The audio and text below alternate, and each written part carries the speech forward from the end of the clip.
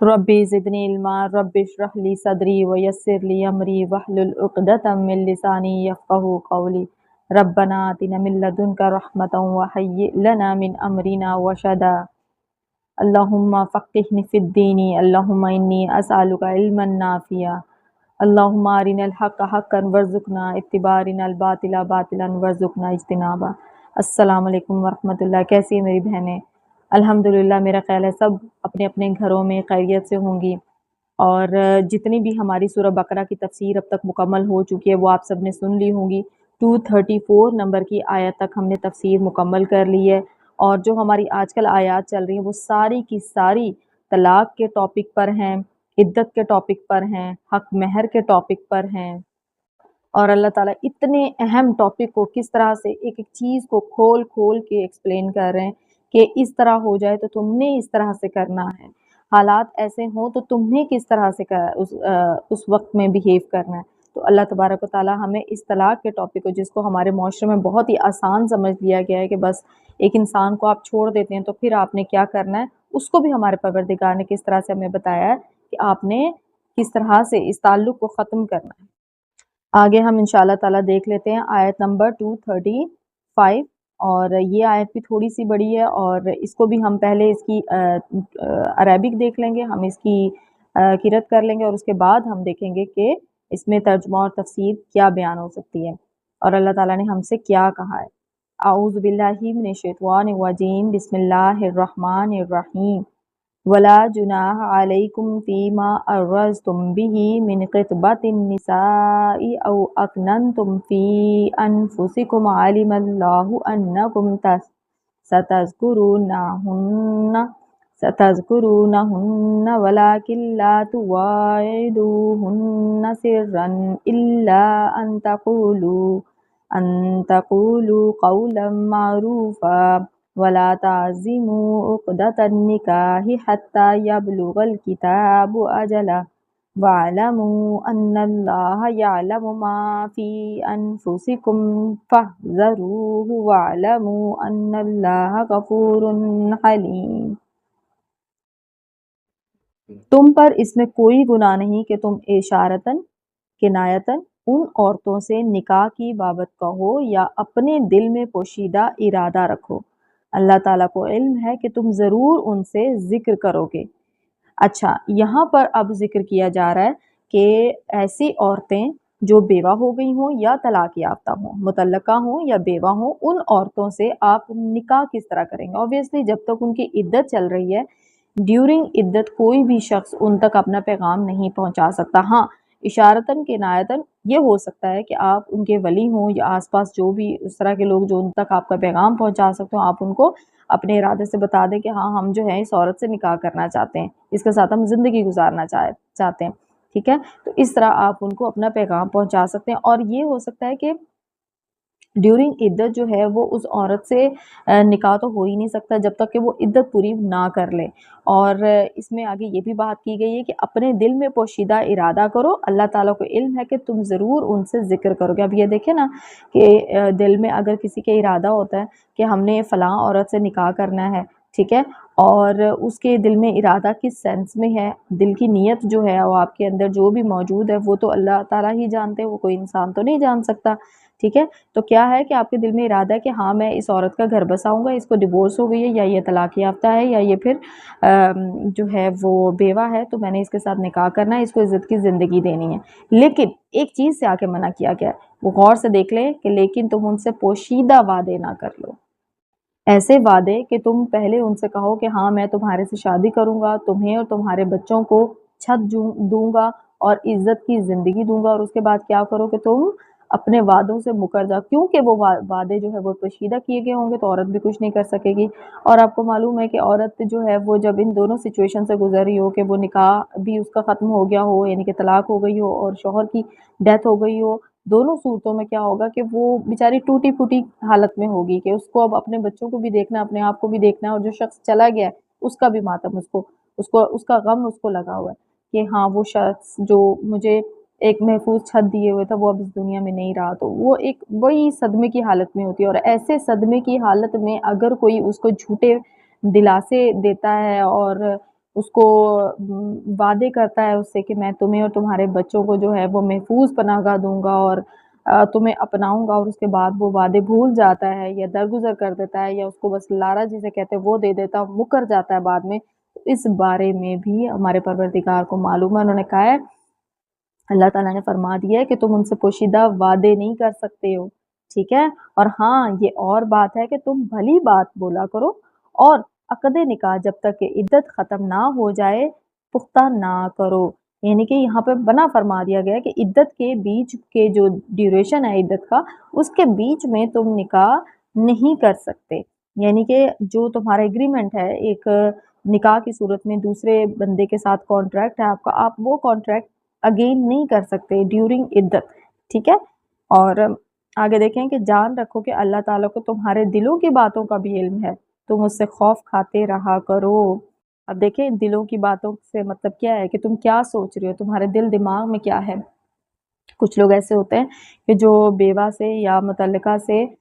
نکاح تو کر لیتے ہیں لیکن پھر ان کے بچوں کو ساتھ رکھنے کو تیار نہیں ہوتے، اور اگر بچوں کو رکھ بھی لیا جائے تو ان کے ساتھ سلوک جو ہے وہ اپنے بچوں جیسا نہیں کیا جاتا، تو وہ یتیم یا مسکین یا ایسا شخص ایسا بچہ جو اس کنڈیشن میں موجود ہے وہ کتنا سینسٹیو ہوگا اور کتنا وہ چیزوں کو فیل کرے گا۔ تو اللہ تبارک و تعالیٰ نے کیا کہا ہے، بہترین گھر وہ ہے جس میں یتیم کی جو ہے وہ پرورش کی جا رہی ہو، اس کے ساتھ اچھا سلوک کیا جا رہا ہو، بہترین گھر قرار دیا، اور بدترین گھر اس کو قرار دیا جہاں پہ یتیم کے ساتھ برا سلوک کیا جا رہا ہو، ٹھیک ہے؟ تو اگر ایک شخص ایسی عورت سے جس کے سر پہ اس کا سایہ مرد کا نہیں رہا اور اس سے نکاح کرنا چاہتا ہے، ان کے بچوں کو بھی اپنے ساتھ رکھنا چاہتا ہے، تو وہ کتنا بڑا اجر جو ہے وہ کما لے گا۔ اور اگر وہ ایسا نہیں کرتا تو ہمارے پروردگار نے اوبیسلی ان چیزوں سے منع کیا، ہر شخص کے حقوق رکھیں، یتیم کو بے سہارا نہیں چھوڑ دیا گیا، یتیم کا اجر لکھا گیا ہے کہ آپ اس کے سر پہ ہاتھ رکھتے ہیں تو آپ کو اجر ملے گا، ٹھیک ہے؟ اور اسی طرح سے آگے دیکھیں ہمارے پروردگار نے کہا کہ تم اس سے خوف کھاتے رہو کرو کہ اگر تمہارے دلوں میں کچھ اور ہے اور تمہارے جو ہے وہ سامنے تم کچھ اور کر رہے ہو، تو اللہ تعالیٰ تو جانتا ہے دلوں کی باتوں کو، ٹھیک ہے؟ تو تم اس سے خوف کھاتے رہا کرو، خوف کھاتے رہا کرو۔ یہ دیکھیں یہ چیزیں ایسی ہیں کہ ہمیں نا وقتاً فوقتاً نا یہ چیز خود کو ریمائنڈ کرواتے رہنا ہے، اللہ دیکھ رہا ہے۔ ہم ہر کام کرتے ہوئے اگر یہ سوچ لیتے ہیں کہ اللہ دیکھ رہا ہے، اللہ کو علم ہے، ٹھیک ہے، یعنی کہ اللہ کا ڈر ہمارے دل میں ہوتا ہے، تو وہ جب سچا ڈر ہمارے دل میں ہوتا ہے نا کہ ہاں ہمیں اللہ کی پکڑ ہو سکتی ہے، ہمیں آخرت میں بھی اس کی پکڑ ہوگی اور ہمیں دنیا میں بھی اس کی پکڑ ہوگی، تو پھر ہم جو ہیں وہ اس پختہ ایمان کی وجہ سے ہم بچ جاتے ہیں، بہت سارے گناہ کرنے سے بچ جاتے ہیں۔ اور اگر کسی کو اللہ کا ڈر نہیں ہے تو پھر وہ جو مرضی کرے، پھر اس کی جو پکڑ اللہ کریں گے نا تو پھر اس کی شکایت بنتی نہیں ہے، ٹھیک ہے؟ اور آگے دیکھیں ان اللہ غفور حلیم، اور یہ بھی جان رکھو کہ اللہ تعالیٰ بخشش اور حلم والا ہے، یعنی کہ بڑا ہی بخشش کرنے والا ہے اور بہت ہی حلیم ہے۔ یہاں پر ہماری جو ہے وہ اس آیت میں ہم نے جو ایک ہم اس کو اگر سمرائز کر لیں تو یہاں پر یہ بتایا گیا اس آیت نمبر 235 میں کہ اگر کسی عورت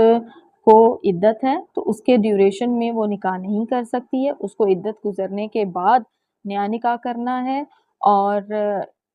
جو نکاح کرے گا اس کو بھی بتا دیا پروردگار نے کہ تم نے کیسا سلوک کرنا ہے، ٹھیک ہے؟ پیغام پہنچایا ہے تو کیسا سلوک کرنا ہے۔ آگے دیکھ لیتے ہیں آیت نمبر 236 لا جناح علیکم ان طلقتم النساء ما لم تمسوهن او تفرضوا لهن فریضة ومتعوهن على الموسع قدره وعلى المقتر قدره متاعا بالمعروف حقا على المحسنین۔ اگر تم عورتوں کو بغیر ہاتھ لگائے اور بغیر مہر مقرر کیے طلاق دے دو تو بھی تم پر کوئی گناہ نہیں۔ اب دیکھیں یہاں پر ذکر کیا جا رہا ہے ایسی کیسز کا جہاں پر کیا ہوتا ہے کہ ہمارے ہاں بھی ہمارے سراؤنڈنگ میں ہو رہا ہوتا ہے کہ نکاح کر دیا جاتا ہے، رخصتی سے پہلے نکاح کر دیا جاتا ہے، اور خدا نخواستہ اگر اسی نکاح کے دوران کچھ ایسی وجوہات ہو جاتی ہیں کہ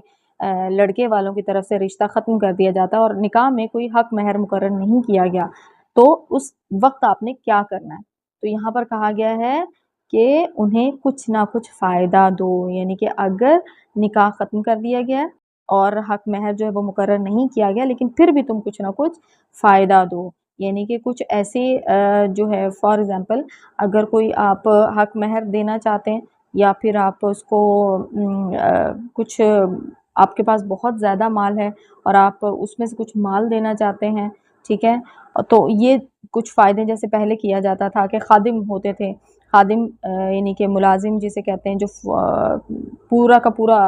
ٹائم اسی شخص کے پاس ہوتے تھے، آپ وہ خادم اس کو دینا چاہتے ہیں دے سکتے ہیں، یا پھر آپ 500 درہم دے سکتے ہیں، یا پھر ایک چند جو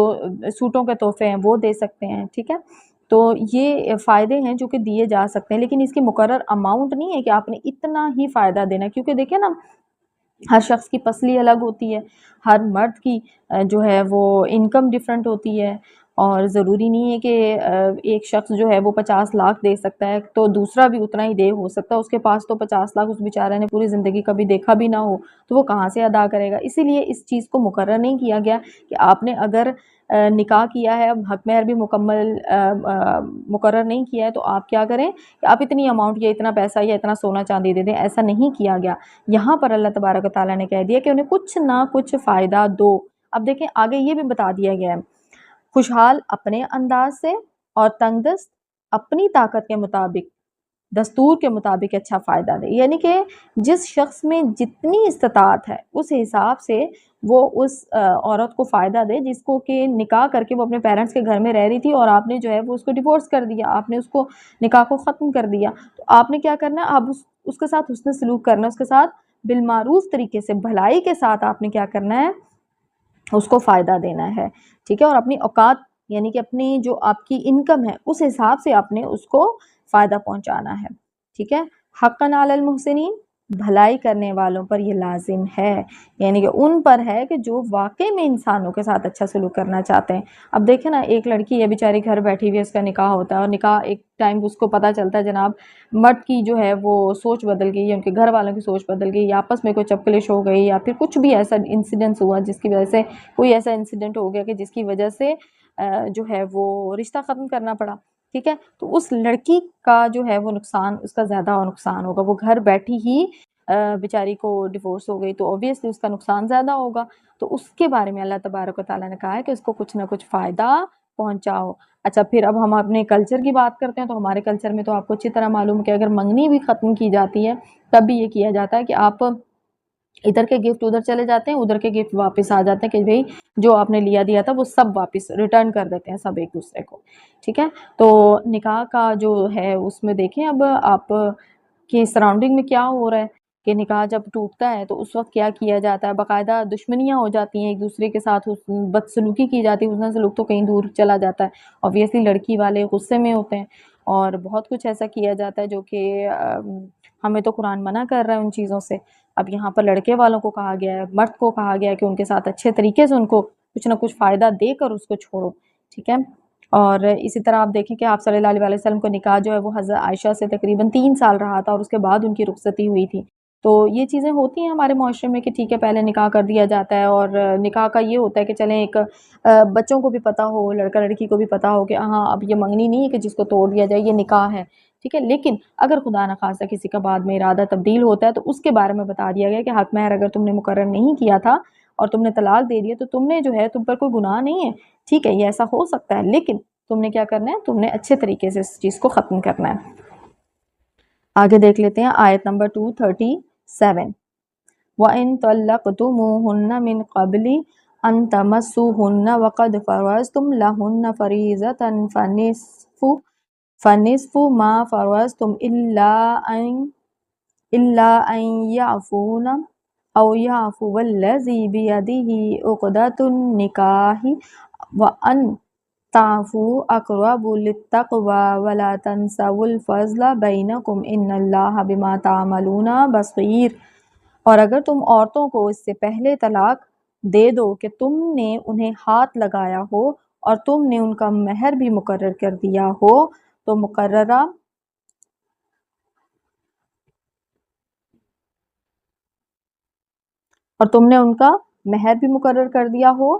مقررہ مہر کا آدھا مہر دے دو۔ اب یہ دیکھیں یہاں پر سچویشن تھوڑی سی ڈیفرنٹ ہو گئی ہے، کہ نکاح ہوا اور ان کے بیچ میں میاں بیوی کا تعلق نہیں تھا، لیکن ان کا مہر مقرر کر دیا گیا تھا خاتون کا، ٹھیک ہے، مہر آپ نے مقرر کر دیا تھا کہ ہاں اتنا مہر ہے، تو اب کیا ہوگا، اب اگر رشتہ ختم کیا جا رہا ہے تو اب کیا ہوگا اس سچویشن میں کہ مہر آدھا ادا کرنا پڑے گا اگر ڈیورس کرتے ہیں تو، ٹھیک ہے، اور آگے دیکھیں کیا کہا گیا کہ یہ اور بات ہے کہ وہ خود معاف کر دیں یا وہ شخص معاف کر دے جس کے ہاتھ میں نکاح کی گرہ ہے، اگر عورت چاہے تو عورت کہے کہ مجھے یہ آدھا مہر بھی نہیں چاہیے تم رکھ لو، اور اگر مرد ہے، مرد کہے کہ نہیں میں تمہیں پورا مہر دے دیتا ہوں، فار ایگزامپل اگر ہم اس کو 10,000 کی اماؤنٹ رکھ لیتے ہیں یا 20,000 کی فار ایگزامپل اماؤنٹ رکھ لیتے ہیں، تو وہ اگر آدھا مقرر کرے گا دے گا تو 10,000 ہو جائے گا، اور عورت جو ہے وہ سادے کو واپس کر دے اور مرد کہے کہ ٹھیک ہے میں آپ کو 20 دے دیتا ہوں، 20,000 دے دیتا ہوں، آپ کا مہر پورا ہی ادا کر دیتا ہوں، ٹھیک ہے، دونوں صورتوں میں جو ہے وہ ٹھیک ہے، یہ معاملہ دونوں صورتوں میں غلط بالکل بھی نہیں ہے۔ اور آگے دیکھیں کیا فرمایا گیا ہے کہ تمہارا معاف کر دینا تقویٰ سے بہت نزدیک ہے، کہ اگر کوئی ایسا کرتا ہے کہ معاف کر دیتا ہے، جیسے مرد جو ہے وہ آدھا مہر اپنا جو معاف کیا ہوتا ہے وہ بھی دے دیتا ہے، فار ایگزامپل اس نے 10 دینا تھا لیکن وہ کہتا ہے چلو میں پورا مہر ادا کر دیتا ہوں، تو یہ بھی تقویٰ کے قریب ہے کہ وہ بڑے اچھے طریقے سے اس چیز کو بائنڈ اپ کرنا چاہ رہا ہے اس تعلق کو، وہ کہتا ہے کہ ٹھیک ہے میری طرف سے اس کے ساتھ غلط ہوا ہے یا میری طرف سے ایسا ہوا ہے کہ نکاح ہماری طرف سے ختم کیا گیا ہے، تو اب کیا کر رہا ہے کہ وہ پورا کا پورا حق مہر ادا کر رہا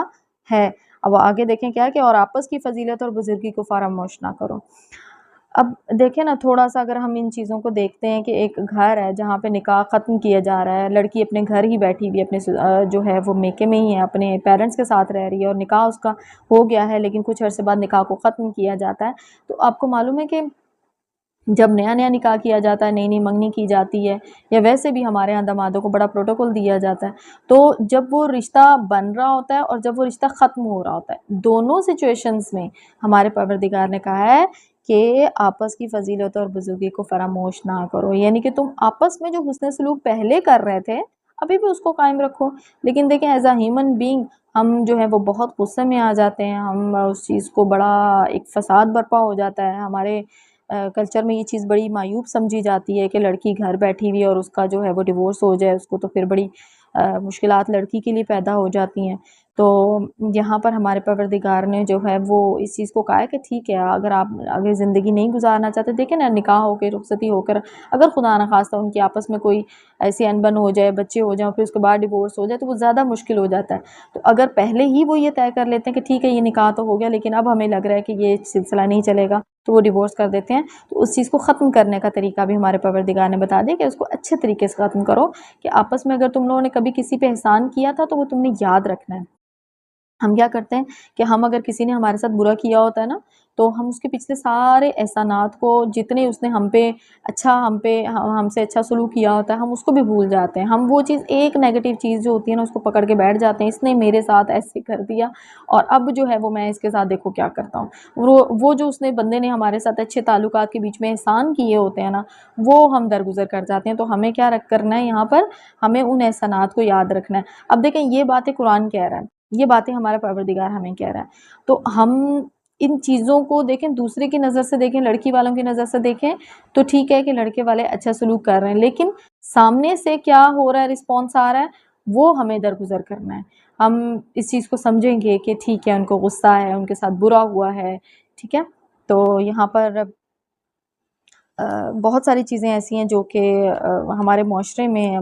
بڑی معیوب سمجھی جاتی ہیں، لیکن ہمارا قرآن تو ہمیں کہہ رہا ہے کہ آپ نے جو ہے وہ اس چیز کو، کوئی بات نہیں اگر یہ چیز ہو جاتی ہے کوئی مسئلہ نہیں، آپ نے اس کا کس طرح سے اس کو وائنڈ اپ کرنا وہ طریقہ بتا دیا ہے۔ آگے دیکھیں آیت کے لاسٹ میں ان اللہ بما تعملون بصیر، یقیناً اللہ تعالیٰ تمہارے اعمال کو دیکھ رہا ہے، یعنی کہ تمہارے جو اعمال ہیں، تم جس حساب سے چل رہے ہو، جو تمہارا لین دین ہے، جو بھی سلسلہ تمہارا، اللہ تبارک و تعالیٰ سب دیکھ رہے ہیں، سب کچھ پہنچ رہا ہے، ٹھیک ہے، اور اسی طرح یہ ٹاپک ہمارا کمپلیٹ ہو گیا ہے آیت نمبر 237 تک، ٹھیک ہے، اور یہ ہمارا کنٹینیوسلی طلاق کا ٹاپک چل رہا ہے. ہمیں مختصر تھوڑا بہت تو ہمیں اندازہ ہو چکا ہے اب تک. ہم نے بہت لمبی تفاصیر نہیں پڑھی ہیں، لیکن جتنی بھی ہم نے پڑھی ہیں، کیونکہ آپ لوگوں کی یہ ڈیمانڈ ہوتی ہے کہ ویڈیو چھوٹی ہو، 15 to 20 منٹ کی ہماری بات ہوئی ہے، تو ہم جو ہے وہ کوشش کرتے ہیں کہ اتنا سمجھ میں آ جائے جتنا ابھی کے لیے ہمارے لیے ضروری ہے، کہ ہمیں ایٹ لیسٹ ہمیں پتہ ہو کہ یہ طلاق اتنا معمولی ٹاپک نہیں ہے. ہمیں پتہ ہونا چاہیے کہ کتنی زیادہ آیات جو ہیں وہ ایک ہی سورہ کے اندر نازل ہو رہی ہیں. ابھی آگے بھی کچھ ٹاپک آئے گا اس کا، پھر اس کے بعد انشاءاللہ تعالی ہمارے نیکسٹ جو ٹاپکس ہوں گے وہ سٹارٹ ہو جائیں گے، جس میں ہم دوبارہ سے بنی اسرائیل کا ذکر پڑھیں گے، اور حضرت موسیٰ اور بنی اسرائیل کی جو جماعت ہے وہ ساری کی ساری اس کے بارے میں آگے کچھ واقعات آئیں گے، وہ ہم دیکھیں گے وقتاً فوقتاً. ابھی کے لیے بس اتنا ہی. اللہ ہم سب کو سمجھ عطا فرمائے، رشتوں کو اچھے سے نبھانے کی توفیق عطا فرمائے، ایک دوسرے کی غلطیوں کو درگزر کرنے کی توفیق دے، دل بڑا کرنے کی ہمیں توفیق دے اللہ تبارک و تعالی. ہمارے دل تنگ ہو جاتے ہیں، کئی بار ہم سیلفش ہو جاتے ہیں اور ہم بھول جاتے ہیں سامنے والے کے احسانات کو. ہمیں ان چیزوں کو یاد رکھنا ہے. اللہ تعالی ہمیں معاف فرما دے، ہماری غلطیوں کو معاف فرما دے. آمین ثم آمین. وما علینا الا البلاغ المبین.